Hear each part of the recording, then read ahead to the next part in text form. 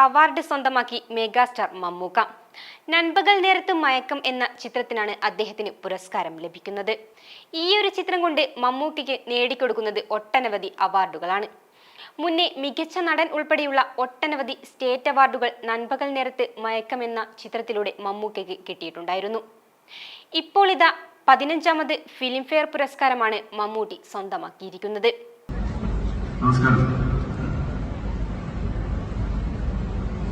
Thank you, friend. This is my 15th film.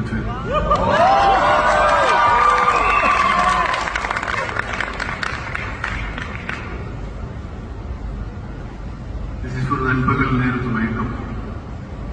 It's actually a bilingual film. I am playing a dual role in which I speak Tamil as well as Malayalam.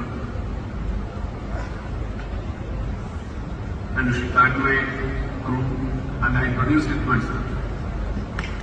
I should thank my director and crew, my co-stars, co-actors, technicians for making me prepared for this.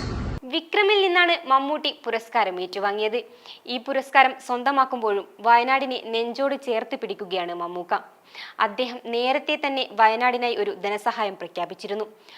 പുരസ്കാരം ഏറ്റുവാങ്ങുന്ന സമയത്തും അദ്ദേഹത്തിന്റെ സഹോദരങ്ങളുടെ വേദനയെക്കുറിച്ചാണ് കൂടുതലായും പറഞ്ഞത്. അദ്ദേഹം പറഞ്ഞത് ഇങ്ങനെയാണ്: ഏറെ സന്തോഷിക്കേണ്ട നിമിഷമാണിത്.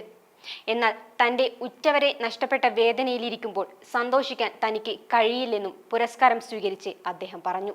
ഇത് എൻ്റെ 15ാം ഫിലിംഫെയർ പുരസ്കാരമാണ്. ഇരട്ട വേഷത്തിലാണ് ഞാൻ ഈ ചിത്രത്തിൽ അഭിനയിച്ചത്. തമിഴും മലയാളവും പറയുന്ന കഥാപാത്രങ്ങൾ.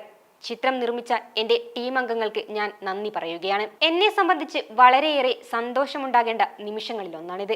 പക്ഷെ ഞാൻ അത്രയും സന്തോഷത്തിലല്ല. വയനാട്ടിലെ ഒട്ടനവധി ജനങ്ങൾ അവരുടെ ഉറ്റവരെയും വീടും ഉള്ളതെല്ലാം നഷ്ടപ്പെട്ട് തീരാവേദനയിലാണ്. അവരുടെ ജീവിതം തിരിച്ചുപിടിക്കാൻ നിങ്ങളുടെ പിന്തുണയും സഹായവും ഞാൻ അഭ്യർത്ഥിക്കുകയാണെന്നാണ് മമ്മൂട്ടി പറഞ്ഞത്.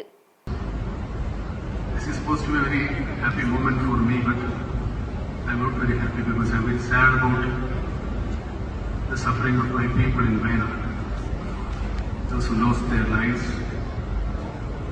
belongings and beloveds. I remember in this moment. I wish everybody should support them to bring back their lives, come back to their lives and support them, help them. Thank you very much. ഈ video നിങ്ങൾക്ക് ഇഷ്ടമായാൽ like ചെയ്യുക. കൂടുതൽ വീഡിയോകൾക്കായി Yoganatham news channel subscribe ചെയ്യുക.